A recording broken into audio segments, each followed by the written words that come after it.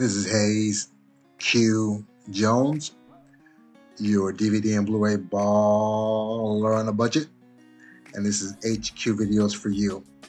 If you're new to the channel, welcome. If you're a current subscriber, what's up? We really appreciate it. Come on in, make yourself at home. You know the routine.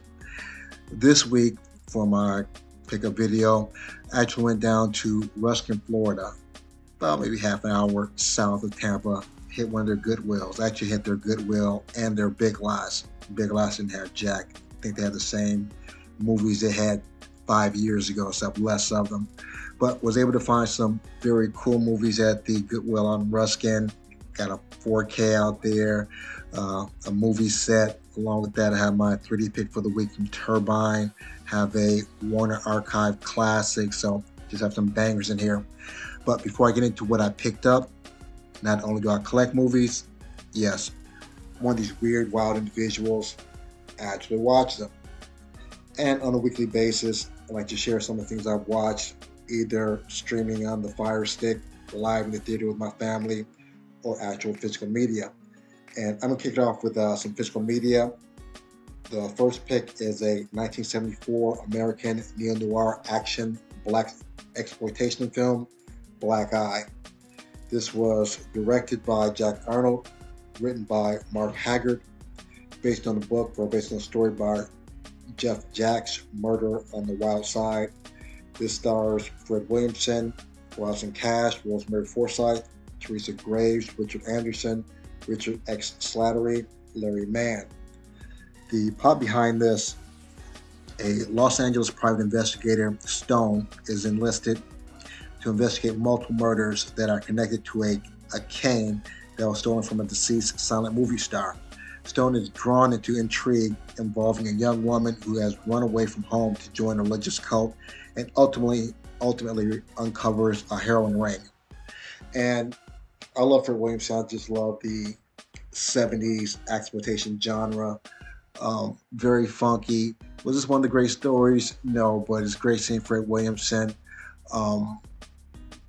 Decent storyline, the action subpar, but again, it's part of that 70s exploitation Fred Williamson thing though. So if you like that period of genre movie, definitely check out one of the less known black exploitation period movies, Black Eye.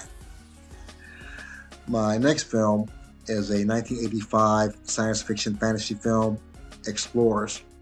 This was directed by Joe Dante, written by Eric Luke, produced by David Bombig. This stars Ethan Hawke, River Phoenix, Jason Preston.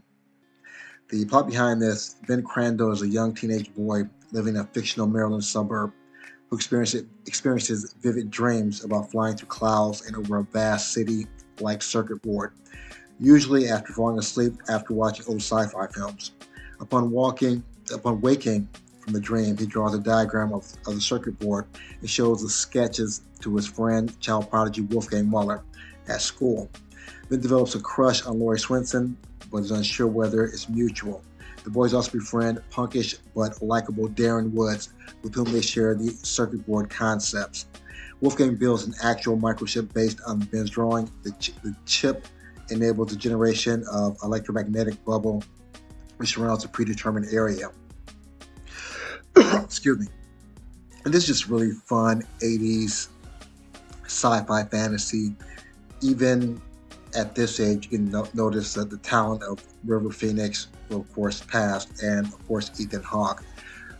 Again, just fun family science fiction film. And again, if you haven't seen a very young Ethan Hawke, it's really great to see him and see how he's progressed through the years from Explorers to Training Day, and I think the last thing I saw him in episode of Reservation Dogs. So if you like Ethan Hawke, a young River Phoenix, definitely check out The Explorers. My next film is a 2024 action thriller, Delivery Run. This was directed by Joe Palmos, written by Palmos, written by Joey Palmos and Andrews Holmes. This stars Alexander Arnold, Jesse Lampe, Liam James Collins. The plot behind this: a food delivery driver gets caught in a deadly chase in the icy Minnesota wilderness, pursued by a crazed snowplow driver of unknown reasons, facing life-threatening situations and forced to outsmart his relentless pursuer alone.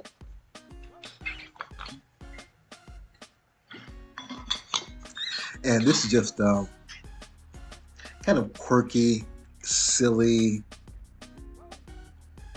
thriller horror. A little bit of slash in there, but it's just very, very unpredictable and unconventional. And for that reason, that's why I really like those kind of off-the-wall action horror movies or comedy horror movies. So if you like that particular genre of horror, definitely check out Delivery Run. My last pick, which I happen to watch on Netflix along with Delivery Run I watched online, is a 2025 American Gothic science fiction drama, Guillermo del Toro's Frankenstein. It's directed, screenplay, and produced by Guillermo del Toro, of course based on the classic novel by Mary Shelley, Frankenstein.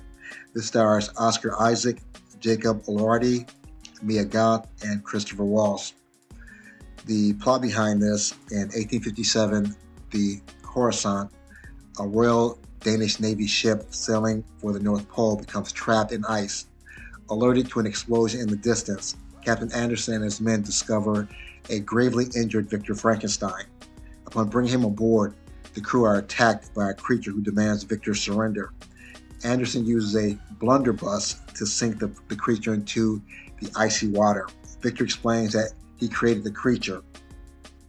Now, first of all, I'm not a huge fan of the Frankenstein story, of the Universal classic monsters, the Wolfman, the Invisible Man, Dracula, Frankenstein, probably in the Mummy, probably the Invisible Man and Frankenstein are towards the bottom. I like the spin-off movies such as Victor Frankenstein and Young Frankenstein with Gene Wilder, but not a huge fan.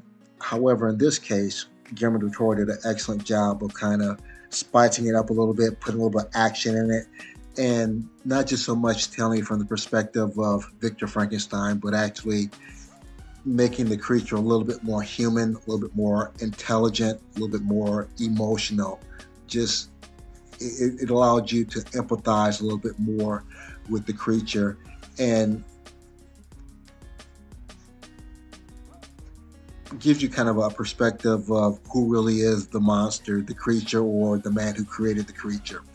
So, and it's somewhat of a long movie. It's 2.5 hours. So, but if you like that epic type, classical looking horror film, definitely check out Guillermo del Toro's Frankenstein.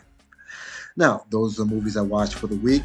Without further ado, sit back, relax, have a drink of smoke, and I'll catch you on the other end of this video. You sit back and chill like Shocky is right here.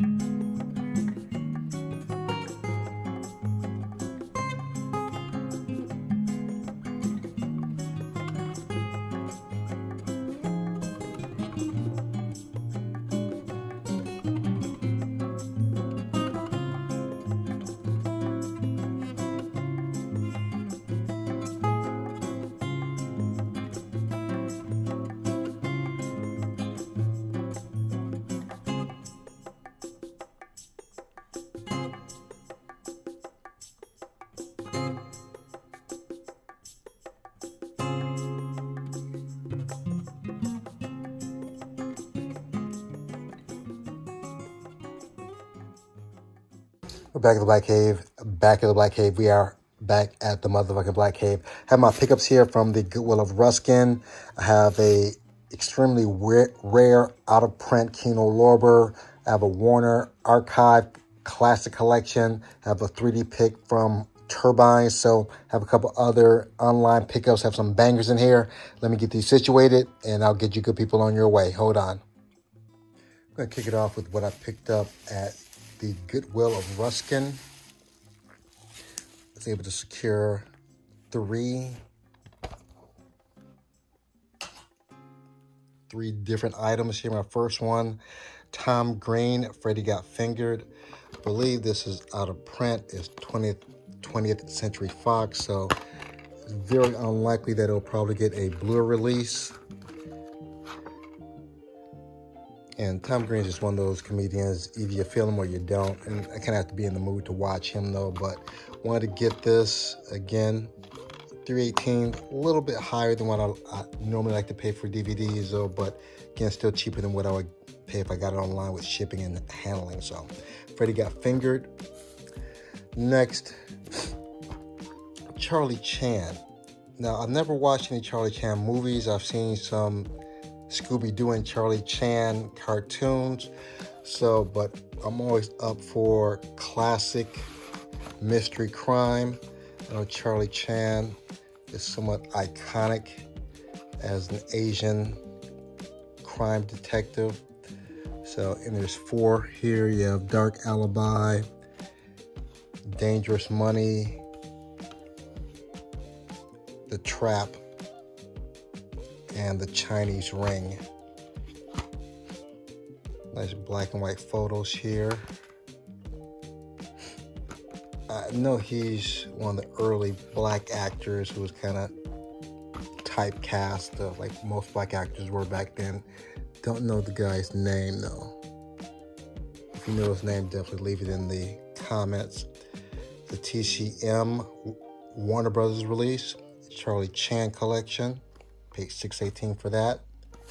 And my last pick, Maleficent. Make sure I pronounce this correct. Maleficent. Maleficent? I believe that's it. I have the 3D version of this though, but for $3.18 I couldn't pass on the 4K.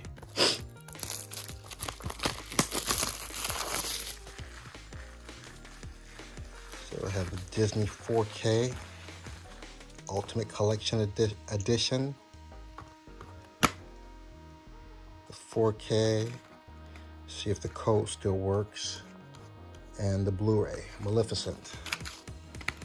And this is what I picked up at the Ruskin Goodwill, and the three of those together, a whopping $10.16. I'm still balling. Next,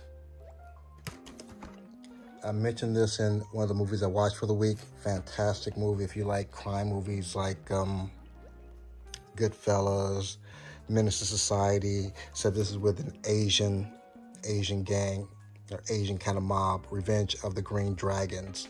It's a VVS release,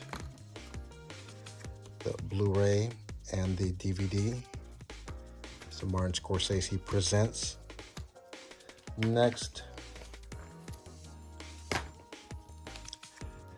been trying to get this for a while. I know they have a 4K of this. I just wanted the movie. I haven't seen this in a while.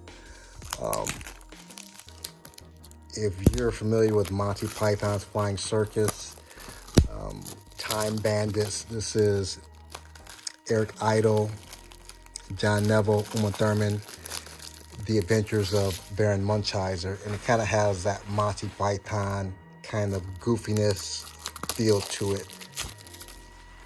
And it's been years since I've seen this, so can't wait to get back into this.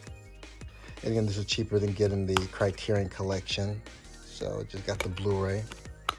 The Baron Munchausen, The Adventures of Baron Munchausen, and this is a Sony release. Next, Ethan Hawke, great action / sci-fi, a little bit sci-fi. Ethan Hawke, 24 Hours to Live. And this is a Lionsgate release. 24 Hours to Live. This is an eBay pickup with the slip cover here. They got this for a nice little deal. Next, my Kino Lorber rare out of print pick. The Manhattan Project, John Lithgow, Cynthia Nixon, Christopher Colette. The Manhattan Project, really fun, sci-fi. This 80s film. The Manhattan Project, you have the standard Kino Lorber backing and disc cover. The Manhattan Project. My classic pick for the week, from the Black exploitation period, Fred Williamson, Black Eye. It's a decent crime thriller. You have a little girl from Get Chrissy Love in here. Very attractive young lady. Black Eye. And my 3D pick for the week, Turbine. I'm hoping that Turbine is going to release another batch of 3D movies. Let's keep our fingers crossed for all my 3D fans out there. This is the Puss in Boots, The Last Wish in 3D. Haven't seen it. I've seen the original one. I believe they have the same people, Antonio Banderas, I believe. I don't know. Hayek is in this also. I haven't seen this one, but look forward to watching this. So this is my Ruskin Goodwill eBay pickup for the week. If you're familiar with the channel, this is where I separate the art from the disc and the plastic so I can make room. One of these might actually make the shelves. A couple might actually make the shelves. So let me get these situated and I'll get you good people on your way. Hold on.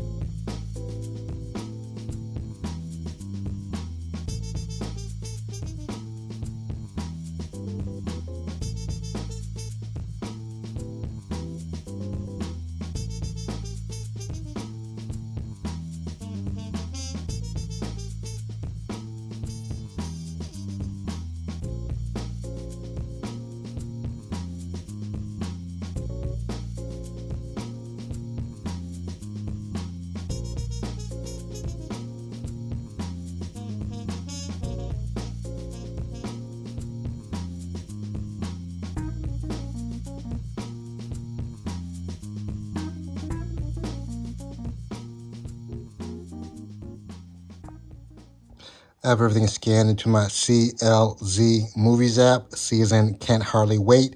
L is in Limey, Z is in Zombieland. Let's knock this out.